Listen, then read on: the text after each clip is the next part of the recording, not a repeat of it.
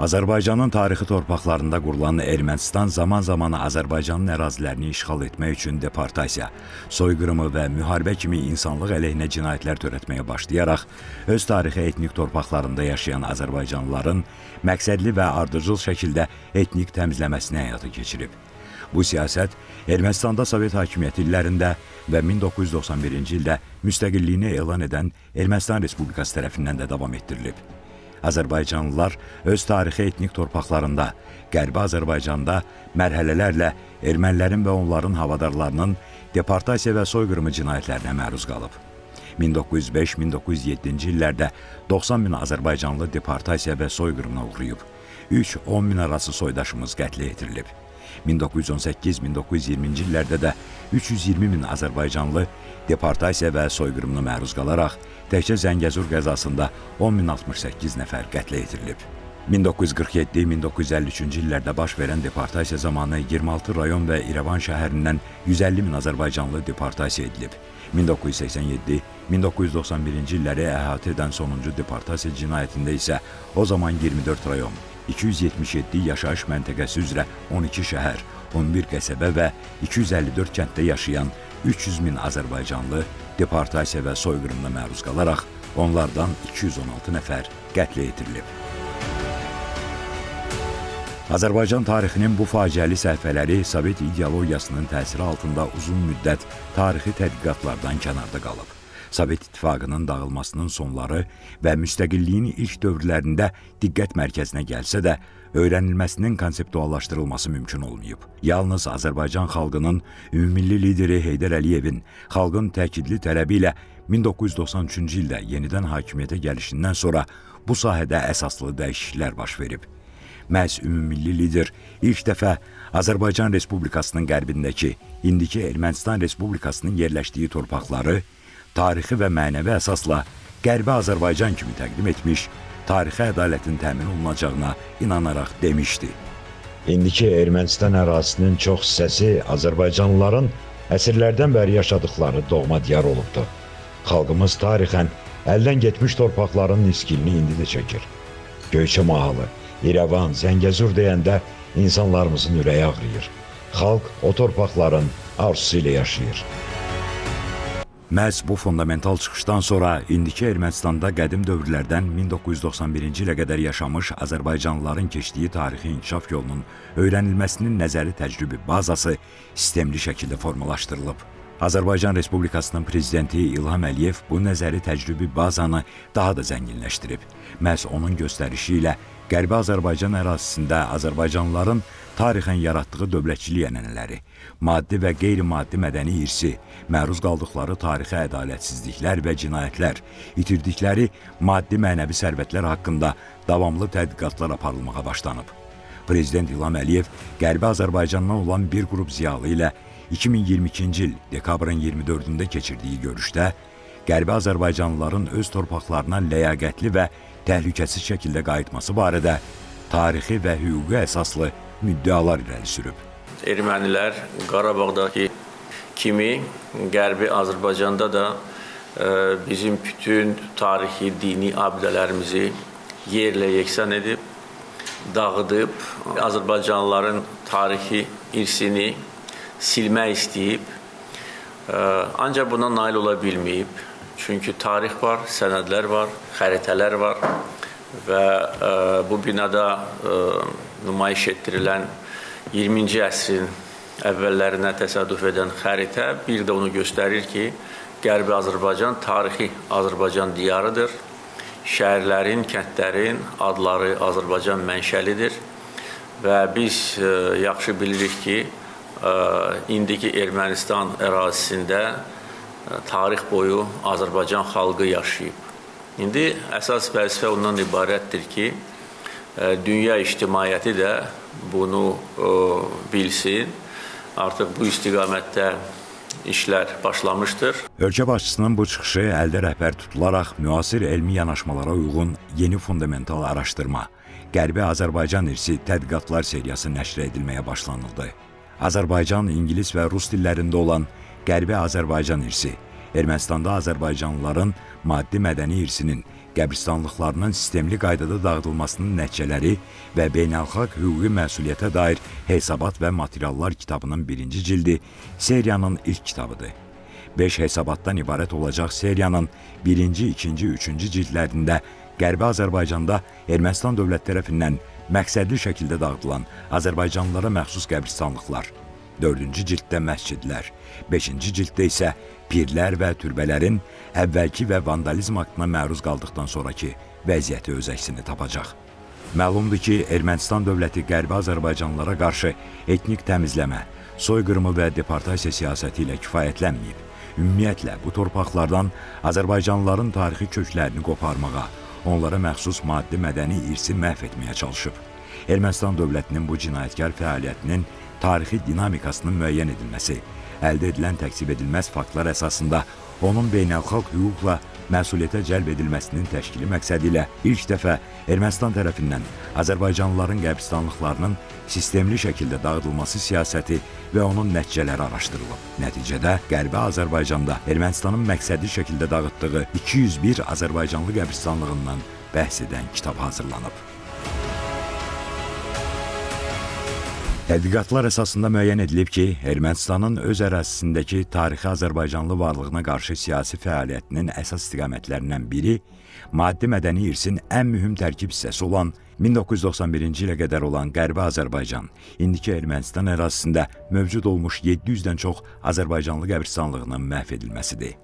Bu qəbristanlıqların tarixi mövcudluğunu indi əlimizdə olan yüzlərlə xəritə, sənədlər, foto-video təsvirlər, şahid ifadələri və müasir peyk görüntülər təsdiqləyir.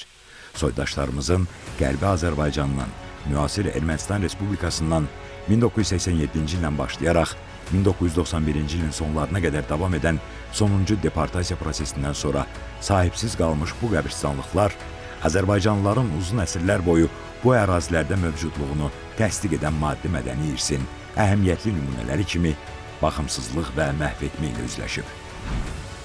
Tədqiqat 4 mərhələdə icra edilib. Öncə topoqrafik xəritələrin, ötən əsrə aid və müasir peyk təsvirlərinin elektron koordinat sisteminə transferləri həyata keçirilib. İkinci mərhələdə topoqrafik xəritələrdə qeyd edilmiş azərbaycanlılara məxsus qəbristanlıqların koordinatları toplanmış. Üçüncü mərhələdə qəbristanlıqların mövcudluğu 1960-1980-ci illərin məxfilik qrifi götürülən Amerika Birləşmiş Ştatları kəşfiyyat peyklərinin təsvirlərində təsbit edilmiş, sonuncu mərhələdə isə əvvəlki və ən son peyk təsvirləri əsasında qəbristanlıqların vəziyyəti monitorinq edilərək dağıntıların səbəbləri göstərilmiş və dəymiş ziyanın həcmi hesablanmışdı. Tədqiqat zamanı 1890-1991-ci illərdə Rusiya imperiyası və daha sonra Sovet İttifaqının baş qərargahı tərəfindən tərtib və nəşr edilən, uzun müddət məxfilik statusunda saxlanılan müxtəlif ölçülü 250-dən çox topoqrafik xəritədən, ötən əsrə və müasir dövrə aid Amerika Birləşmiş Ştatlarının kəşfiyyat peyklərinin təsvirlərindən, Rusiya, Türkiyə, Gürcüstan və Azərbaycan arxivlərində saxlanan sənədlərdən, Almaniya, Amerika Birləşmiş Ştatları, Rusiya kitabxanalarındakı mənbələrdən, foto-video materiallardan, Ermənistandan deportasiya edilmiş azərbaycanlıların xatirələrindən istifadə edilmişdi.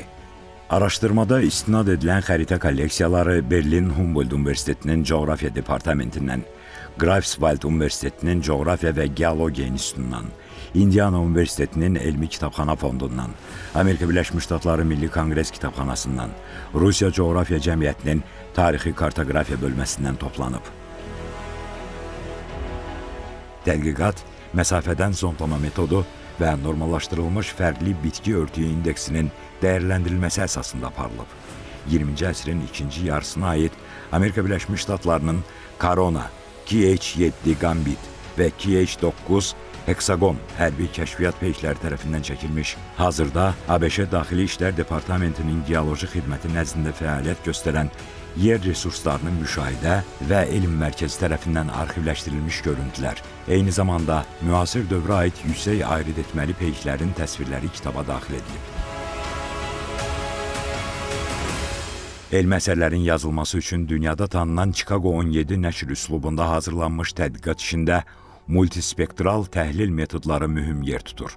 Kitabda hər bir mənbə konkret istinad sistemi ilə sənəddə qeyd olunmuş tarixi, statistik və kartoqrafik dəlillər qarşılıqlı şəkildə istifadə edilmişdi. Kitabda ABŞ Geoloji Xidmətinin Eros mərkəzindən əldə edilən Landsat 4 və Landsat 5 peyklərinin 3-cü və 4-cü sensorlarından alınmış multispektral təsvirlər əsasında landşaft transformasiyaları və bitki örtüyü dinamikası təhlil olunub.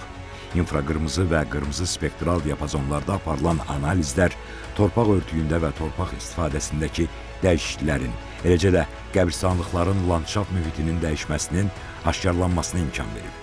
Normallaşdırılmış fərqli bitki örtüyü indeksi əsasında isə bitki örtüyünün spektral izləri ilə dağıntı proseslərinin zaman aralığı dəqiqləşdirilib. 201 qəbristanlıqla bağlı 700-dən çox peyk təsvirinin müqayisəli təhlili aparılıb. Bu zaman 2000-dən artıq peyk görüntüsündən istifadə edilib. Müxtəlif tarixlərə aid peyk təsvirlərinin müqayisəli təhlili nəticəsində qəbristanlıqlarda baş vermiş dəyişikliklər, xüsusilə dağıntıların və məhv proseslərinin baş vermə zamanları müəyyənləşdirilib. Maddi mədəni irsin məhv edilməsinin sübutlarının elmi əsasları yaradılıb. 2 hissədən ibarət olan kitabın birinci hissəsində hesabatın məqsədi və tədqiqatın predmeti müəyyən edilir. Tədqiqatın metodologiyasından bəhs olunur. Məsafədən zondlama metodu və normallaşdırılmış fərqli bitki örtüyü indeksi haqqında ətraflı məlumat verilir. Tədqiqat zamanı istifadə edilən mənbələr 4 qrupa bölünür. Topoqrafik nəşrlər, peyk təsvirləri, ictimailəşmiş və arxivlərdən aşkar edilmiş sənədlər, kinofoto materiallar, Ermənistandan deportasiya edilmiş Azərbaycanlılara aid memuar ədəbiyyatı və müsahibələr. Bundan sonra tədqiqatın mərhələləri şərh olunur və qəbristanlıqlara dəyən zərərin müəyyən edilməsi üçün metod və onun tətbiqi məsələləri nəzərdən keçirilir. Hesabatın ən mühüm hissəsini faktların sistemləşdirilməsi və təhlili üzrə əldə edilən ümumi nəticələr təşkil edir. Sonda isə qəbristanlıqların dağıdılmasına görə Ermənistanın beynəlxalq hüquqi məsuliyyəti müəyyən edilir. İkinci hissədə isə Qərbi Azərbaycanın hər bir rayonu üzrə qruplaşdırılmış qəbristanlıqların yerləşdiyi kəndlərin tarixi inkişafı, demoqrafik göstəriciləri, kəndlə bağlı toponomik və inzibati dəyişikliklər, əhalinin köç və deportasiya prosesi, qəbristanlıq və digər mədəni irs obyektlərinin mövcud vəziyyəti sistemli şəkildə təqdim edilir.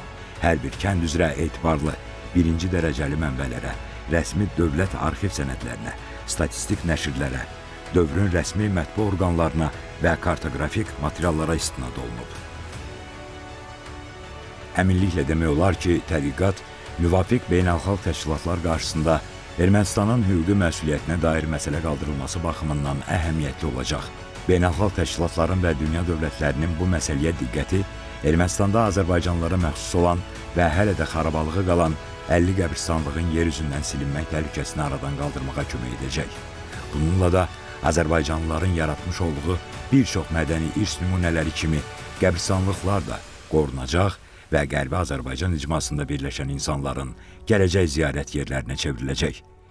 Bizə bu yolda ən böyük inamı verən Müzəffər Ali Başkomandan, Prezident İlham Əliyevin siyasi qətiyyəti və ümumilli lider Heydər Əliyevin tarixi sözləridir. Siz gələcəkdə hələ gedib öz gözəl Göyçə torpağını da görəcəksiniz. Öz doğma dağlarınıza, bulaqlarınızı, çaylarını da görəcəksiniz. Ata-babalarının qəbirlərini də görəcəksiniz. Ben buna heç şüphe etmirəm.